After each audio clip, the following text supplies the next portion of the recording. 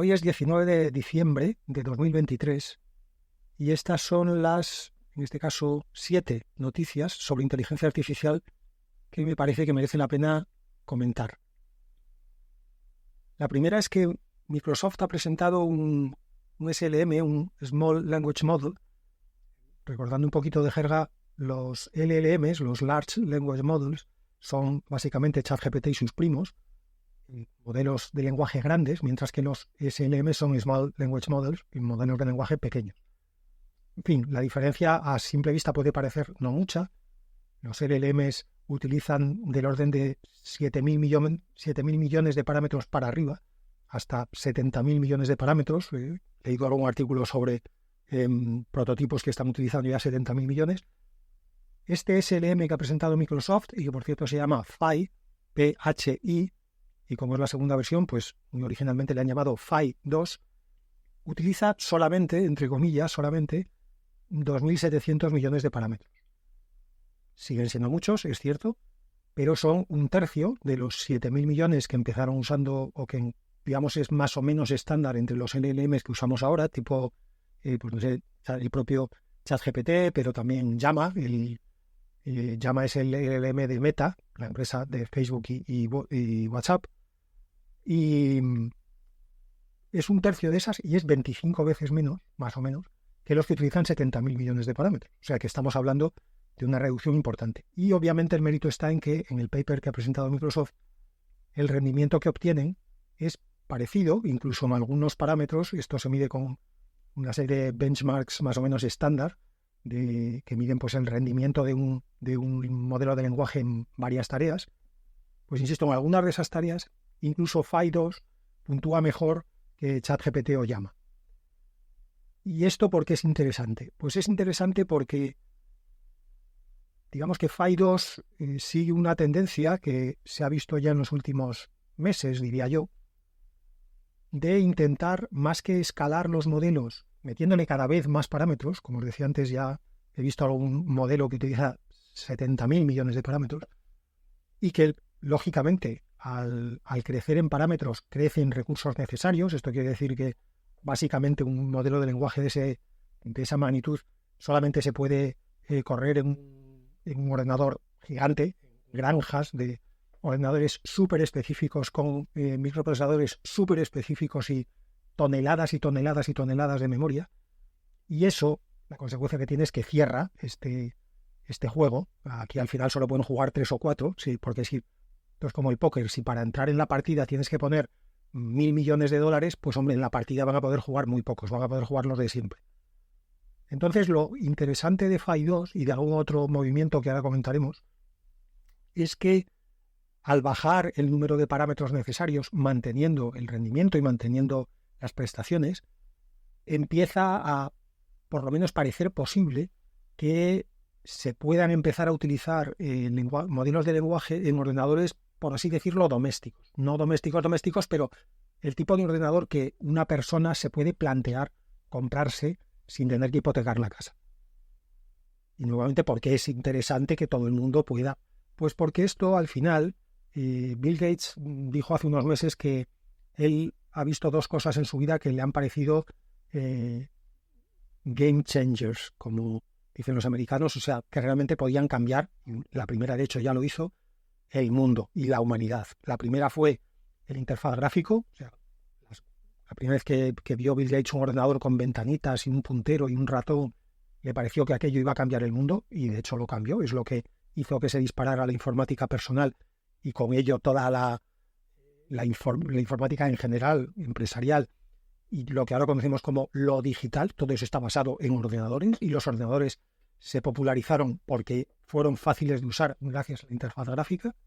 Y la segunda cosa que dice Bill Gates que vio de ese calibre, de ese potencial, han sido justamente los modelos de lenguaje, la inteligencia artificial generativa.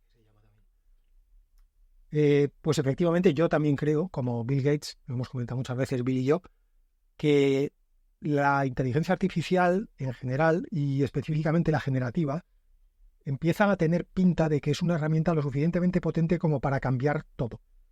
Yo no utilizaría la misma comparación que Bill Gates. Para mí, que la inteligencia artificial es más parecida a Internet.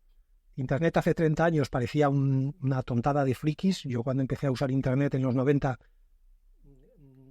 no encontré a nadie que cuando le contaba más o menos lo que era Internet, que entonces obviamente era una cosa súper chusca y era todo texto con alguna fotito y poco más, casi nadie cuando le contaba eso pensaba, oh Dios mío, esto va a cambiar el mundo, ni yo tampoco, quiero decir, entonces era una cosa tan básica, tan, no sé cómo decirlo, bruta, que no parecía que fuera a ser algo que cambiara toda la vida. Parecía que podía tener aplicación en cosas muy concretas, en transmisión de datos, en intercambio de ficheros, pero todo como muy especializado, más en el ámbito empresarial. Y sin embargo, fijaros la cantidad de aplicaciones que le hemos encontrado a Internet en estos últimos 30 años, hasta el punto de que si hoy se cae Internet 5 minutos, entraría en pánico todo el mundo, empezando por los bancos, las financieras, las energéticas, todos. Y por supuesto, todos los TikTokers, que saldrían a suicidarse probablemente en masa, y siempre que lo pudieran grabar para subirlo posteriormente a TikTok ya cuando hubieran terminado el suicidio. Por lo tanto, algo que tiene, o que pinta que tiene tal capacidad de transformación, no parece muy recomendable que ya desde el principio esté limitado a las 4 o 5 empresas, las de siempre, o sea, Amazon, Google, Apple, Meta, Microsoft, que pueden permitirse tener miles y si hace falta millones de servidores y de procesadores súper especializados y de toneladas de memoria para poder ejecutar inteligencia artificial generativa. Así que Phi 2, y alguna otra cosa que, como os decía, comentaremos ahora, es una buena noticia porque empieza a bajar, en vez de intentar mejorar el rendimiento a base de meterle más y más y más parámetros y por lo tanto de requerir más y más y más y más potencia de computación, Phi 2 empieza a buscar maneras alternativas de, con menos parámetros, obtener resultados parecidos. En esa misma línea, esta semana he leído un paper de Mistral AI, que es una compañía francesa, por cierto, por una vez no son americanos, de inteligencia artificial, que ha presentado su modelo de inteligencia artificial generativa que se llama Mixtral. La compañía es Mistral con S, como el viento, y el modelo se llama Mixtral. Y Mixtral usa un tipo de, digamos que ha mejorado, cambiado la arquitectura de los transformers. Los transformers son la estructura, digamos, pues eso sí, es que es difícil encontrar palabras que no sean técnicas, pero es el modelo de arquitectura que se usa en los modelos de lenguaje, ¿vale? Hagamos la idea que es un programa, para entendernos así, no lo es, pero como si lo fuera. Y ellos lo que hacen es, esos transformers hasta ahora requerían nuevamente mucha capacidad de computación, mucha memoria, mucho procesador, y este Mixture of Experts, que es como han llamado ellos a esta nueva arquitectura que ellos han aplicado a los transformers, permite también, bajando el nivel de parámetros, mejorar el resultado final. Orca 2 es otro modelo de lenguaje que también se ha presentado esta semana, o que yo por lo menos he leído esta semana, que también va en la misma dirección. Lo que ha hecho es utilizar para la fase de entrenamiento datos sintéticos en vez de datos reales y, digamos, seleccionando, esto por cierto también es la base sobre todo de la mejora del Phi 2 de Microsoft. En el paper lo que dice Microsoft es que ha mejorado el resultado con menos parámetros, básicamente porque lo que ha hecho es seleccionar mucho mejor los datasets del training. Pues lo mismo con Orca 2, otro modelo de lenguaje que también va en esa misma dirección. Así que, como veis, estamos hablando de el Phi 2 de Microsoft, de Mixtral y de Orca 2. Son 3 presentaciones que se han hecho recientemente. Yo las 3 las he visto esta semana y que apuntan en esa misma dirección. En la dirección de no mejorar los resultados a base de meter más máquina, más computación, más memoria y por lo tanto más costes y más recursos, sino de buscar, por decirlo así, estrategias diferentes. Mejorar los transformers, mejorar sobre todo los datasets de entrenamiento y conseguir, por lo tanto, con menos potencia de máquina, con menos potencia de cálculo, resultados parecidos. Último comentario sobre esto. Fijaos la importancia que, una vez más, siempre tiene la fase de entrenamiento y los datasets en cualquier sistema de inteligencia artificial. Y esto lo digo porque leo con mucha frecuencia empresas, y oigo hablar con mucha frecuencia, y de vez en cuando charlo con gente que me cuenta que en su empresa están ya, por supuesto, se ha creado un equipo de inteligencia artificial y tal. Y yo lo que siempre pregunto es, ¿para qué y con qué datos? O sea, ¿tenéis ya datos para usar?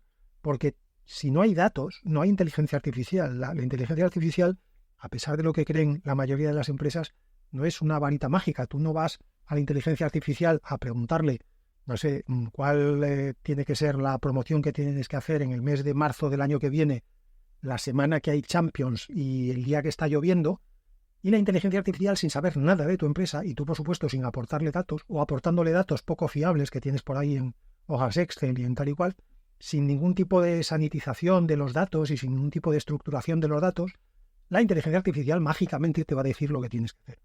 Pues eso obviamente no es así, pero a pesar de que digo obviamente, debe ser que no es tan obvio porque, como digo, cada vez veo más empresas que se meten en esto de la inteligencia artificial sin saber exactamente dónde se meten y con una expectativa absolutamente irreal de lo que es la inteligencia artificial. Así que, por lo tanto, esa era la primera noticia de hoy. Presentación de Phi 2 por parte de Microsoft, y las dos ideas importantes que hay que sacar de esto es, primero, estamos empezando a ver cómo baja, se intenta por lo menos bajar la cantidad de recursos necesaria para ejecutar LLMs o en este caso SLMs, y eso permitirá, espero, que se vaya desarrollando cada vez más la inteligencia artificial generativa en pequeños grupos, no en grandes empresas, sino incluso en individuos, que mejore la comunidad open source y que cada vez veamos más pequeños fuegos en inteligencia artificial en vez de 4 incendios gigantescos, que era hacia donde apuntaba al principio. Y la segunda idea a sacar de esta noticia es la importancia, una vez más, de los datos, de los datasets para la fase de training y cómo cambian radicalmente el rendimiento del sistema si tienes más cuidado, seleccionas mejor los datos de comienzo. La segunda noticia es que Cruise, que es la filial de General Motors de conducción autónoma, ha suspendido todos sus test piloto en algunas ciudades en las que estaba haciéndolos en Estados Unidos.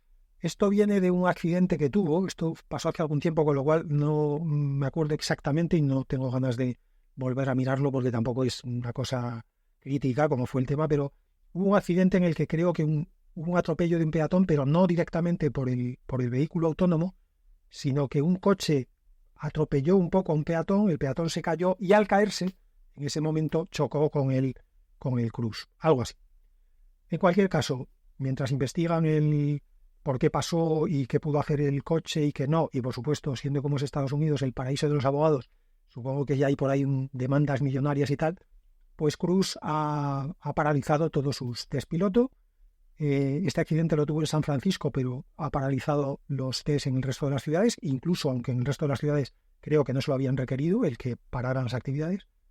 Y eso se ha traducido ya de momento en que ha despedido al 25% de sus trabajadores. Cruise tenía unos casi 4.000 empleados, pues unos 1.000 y pico se van a dar vueltas por San Francisco ahora. Y eso es todo.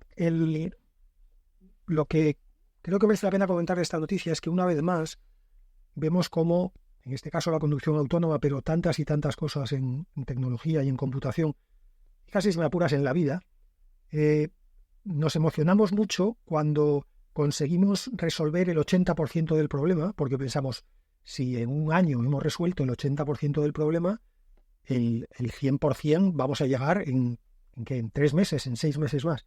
Y esto, como digo, no solamente en computación, sino en la vida, muchas veces no es así. Avanzar del 0 al 80 muchas veces es muy rápido. Avanzar del 80 al 90 ya empieza a ser lento y difícil. Avanzar del 90 al 95 ya es una tortura. Del 95 al 99 ya requiere años y millones de dólares. Y del 99 al 100%, pues probablemente en muchas áreas no se pasa nunca.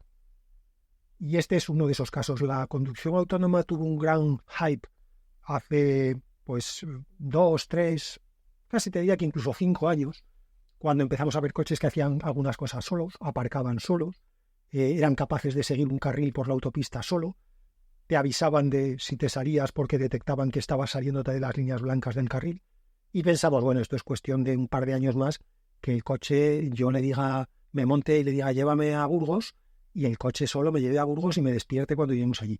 Bueno, pues nuevamente no, los casos límite, las situaciones muy poco frecuentes son muy difíciles de resolver, en este caso un sistema de inteligencia artificial, y la conducción autónoma es un buen ejemplo de esto. Dicho eso, yo, como con casi todas las cosas relacionadas con inteligencia artificial, espero que sigan avanzando y que esto no sea un muro infranqueable. Relacionada con esta en otro ámbito, pero con una cierta relación, la tercera noticia de hoy es que leí una encuesta de una empresa que se llama Resume Builder, que entrevistó a 750 directivos en Estados Unidos, y de ellos el 44% decía que creen, ese 44%, que en 2024 la inteligencia artificial provocará despidos en sus empresas. Que 44%, por redondear, digamos, la mitad, uno de cada 2 directivos de Estados Unidos, más o menos, cree que el año que viene habrá despidos en su empresa por la inteligencia artificial. Pero es que el 37% dice que ya ha habido despidos este año en su empresa por la inteligencia artificial. O sea, que creen que va a ir a más, pero me sorprendió mucho que ya estemos hablando de más de un tercio de empresas donde este año, 2023 que termina, ha tenido despidos que, en principio, parecen relacionados con que se están utilizando herramientas de inteligencia artificial para hacer trabajo que antes hacían personas. Bueno, aquí, para ser honestos, habría que entender mejor a qué llama inteligencia artificial cada uno de estos 750 directivos, porque ya estamos acostumbrados en los últimos años a que se meta en el saco de inteligencia artificial literalmente cualquier cosa. O sea, un filtro que te quita las ojeras en una foto de un selfie, pues lo llamamos inteligencia artificial. Hombre, sí, si amplías mucho el saco, pues sí, algo de inteligencia hay que tener para borrar unas ojeras, pero tampoco hay que ser el tío más listo del barrio, vamos. Con lo cual, bueno, dejando eso a un lado, digo que relacionaba esto con lo de Cruise, porque estamos empezando a ver, por un lado, que el boom de inteligencia artificial en algunos momentos, cuando el boom no se concreta, va a empezar a provocar despidos en el propio sector de inteligencia artificial. Por otro lado, va a empezar a provocar despidos inevitablemente en empresas convencionales, pero como en todas las revoluciones industriales, por decirlo así, que ha habido en la historia de la humanidad, hay que tener la expectativa de que se generen más de los que se pierden. Hasta ahora siempre ha sido así. Desde que se inventó la máquina de vapor y después el tractor y después, no sé, los transistores y después los ordenadores y después Internet, hasta ahora el mundo en general ha prosperado más de lo que se preveía que se podía destrozar, ¿no?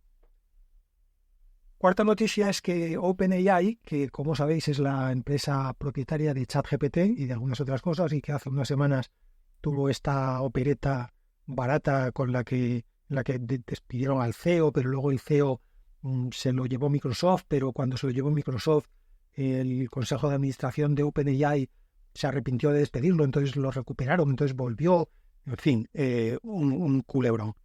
Bueno, el caso es que OpenAI, que en ese momento del rollo este del CEO, se abrió, digamos, se hizo público un debate que al parecer tenían internamente, y es que el CEO quería ir muy rápido, presentar nuevos productos, de avanzar nuevos productos, sin estar 100% seguros de si eran productos, valga la reiteración, seguros, y que había una corriente dentro de la empresa y dentro del consejo de administración que creía que esto de la inteligencia artificial, de nuevo, es una cosa muy potente y que antes de sacar productos y dejar que los use cualquiera, había que asegurarse de que no son peligrosos y de que no van a hacer que se destruya el universo en media hora.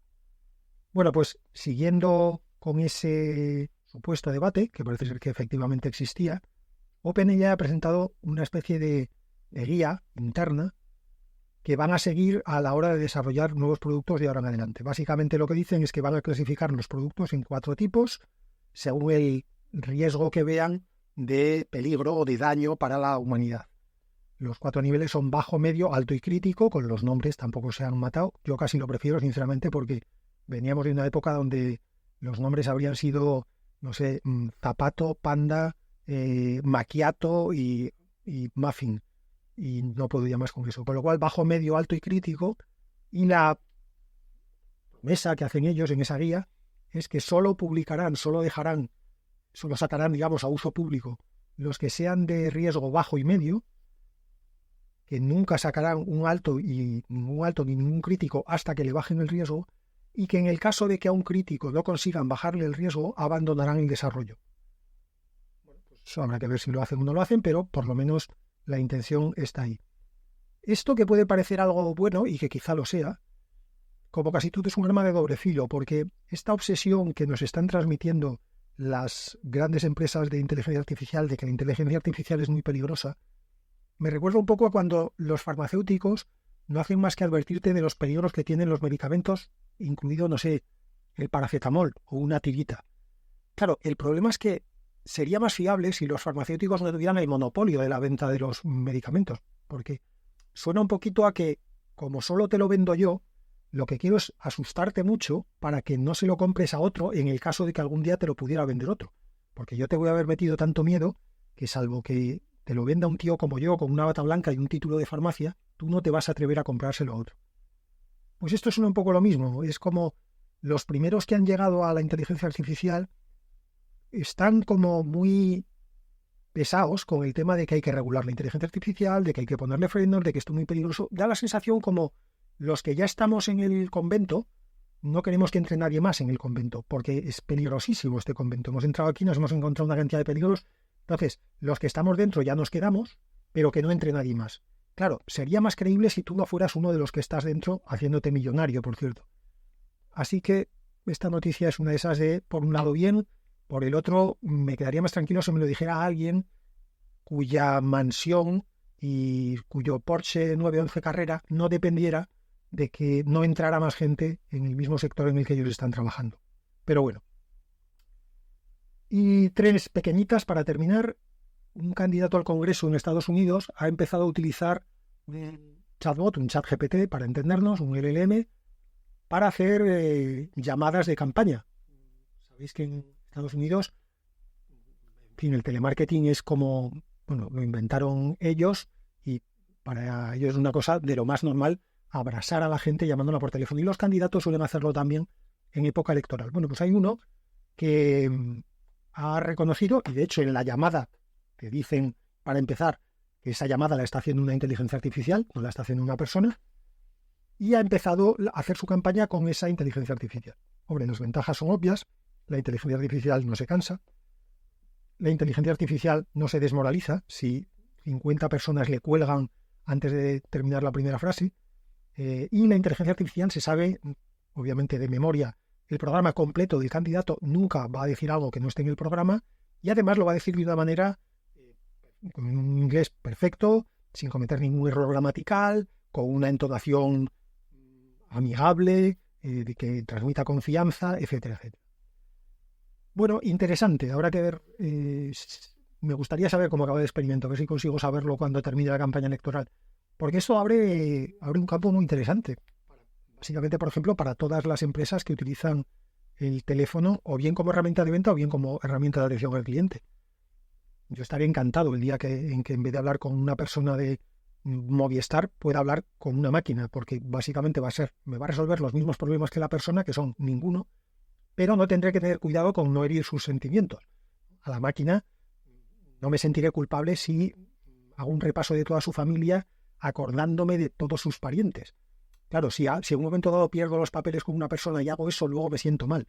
Por lo menos con una inteligencia artificial podré, como digo, perder los estribos ante la incompetencia de esa inteligencia artificial en concreto y de la empresa en general, sin sentirme mal después. Pero habrá que ver cómo reacciona la gente a que cuando descuelgas el teléfono, el que está al otro lado se identifique como una inteligencia artificial. Así que este candidato al Congreso americano abre un camino muy interesante. Sexta noticia, y segunda de estas 3 últimas que os decía que son un poquito más, en fin, ligeritas. Google hace ya más de una semana, esto no es noticia de esta semana, presentó Gemini, que es su LLM, pues su ChatGPT, su Llama, su etcétera, que lo presentó un vídeo muy, muy impresionante, en el sentido literal de la palabra. Impresionaba verlo, realmente hacía unas cosas escandalosas. Luego la gente se empezó a quejar de que el vídeo, que no era exactamente así, que el vídeo estaba como un poquito maquillado. Yo no sé si es que la gente hasta ahora nunca había visto un anuncio de televisión o si realmente se pensaban que lo que pasa en los anuncios de televisión es todo verdad. Esto, por otro lado, me ayuda a entender por qué la gente compraba tanto Fairy. Pero la gente, en fin, la gente, ¿qué os voy a contar? Dejando esas quejas a un lado, Gemini está ya a disposición de programadores y empresas. Google ha anunciado que permite ya el uso de programadores y empresas para que construyan ya, empiecen por lo menos, a integrarlo en sus propias apps y construyan sus propios chatbots y tal y cual. Hay 3 versiones de Gemini, Nano, Pro y Ultra o algo así. Nano, nuevamente, es una versión muy interesante porque está pensada para dispositivos personales tipo móviles. Es muy interesante. Si conseguimos empezar a hacer inteligencia artificial generativa con la potencia de cálculo que tiene el chip de un móvil, esto va a ser muy interesante. Entonces, la Nano es muy interesante. La Pro es, por así decirlo, la de uso normal, es esta que se ha puesto a disposición de programadores y empresas. Y la Ultra es para superordenadores, para superservidores, es una cosa ya galáctica. Y también, por cierto, Google ha anunciado, junto con la disposición pública de Gemini, que ha creado una versión de LLM adaptada específicamente para el ámbito médico, que se llama MedLM. Med supongo que de medical y LM de language model, o sea que modelo de lenguaje para medicina. Y bueno, los que me conocéis ya sabéis la extraordinaria opinión que tengo de la profesión médica, y cuando he pensado en un médico usando inteligencia artificial, me ha entrado entre un híbrido de risa y escalofrío que me ha llegado hasta la rabadilla. Esto sí que podría acabar con el mundo. Por primera vez creo que la inteligencia artificial en manos de un médico sí podría acabar con el mundo. Es la primera vez que lo reconozco. Y la última noticia, para que sea un poquito todo más ligero. OpenAI, la de ChatGPT, la misma que antes os decía que ha presentado sus guías de autorregulación interna, está empezando a investigar las quejas, al parecer cada vez más numerosas, que está recibiendo desde que presentó ChatGPT 4. El que utilizamos normalmente los mortales es el ChatGPT 3.5. El 4, para empezar, es de pago y normalmente, que yo sepa, la mayoría de la gente que lo usa es para uso profesional o en empresas, porque sinceramente pagar para hablar en ChatGPT, bueno, habrá de todo, no voy a criticar yo a nadie, pero yo creo que para pasar el rato ChatGPT 3.5 es más que razonable. Pero bueno, al parecer el 4 está empezando a tener muchas quejas, y claro, como el 4 es de pago, hay que atender esas quejas, sobre que ChatGPT se está volviendo un poco más vago. Un poco más vago y un poco más sobrado, las dos cosas. Parece ser que es cada vez más frecuente que dé respuestas generales vagas, y que no vagas, en este caso no en el sentido de poco trabajo, sino de genéricas, difusas. O sea, que da la sensación como ChatGPT no se ha esforzado mucho en buscar una respuesta. Y también le dice al usuario de vez en cuando, esto lo puedes averiguar tú solo si te esfuerzas un poco. O sea, un poquito sobrado de no me molestes con tonterías. Esto, por un lado, es, digamos, algo malo o algo negativo, porque, hombre, uno esperaría que las máquinas vengan a quitarnos trabajo, no a decirnos que hagamos el trabajo nosotros, ¿no? Pero por otro lado, si esperamos que la inteligencia artificial evolucione hacia la famosa inteligencia artificial general, o sea, la inteligencia humana, joder, pues no hay nada más humano que intentar quitarte el mochuelo de encima y que haga el trabajo el de al lado, mientras tú estás en el sofá viendo Netflix. Así que por un lado mal, pero por el otro a ver si va a ser que OpenAI, y en este caso ChatGPT, está cada vez más cerca de la inteligencia general. Y lo que vamos a tener simplemente es máquinas tan vagas y tan bordes como las personas. No sé si habrá servido para algo entonces todo este viaje. Eso ha sido todo esta semana. Hasta el martes que viene.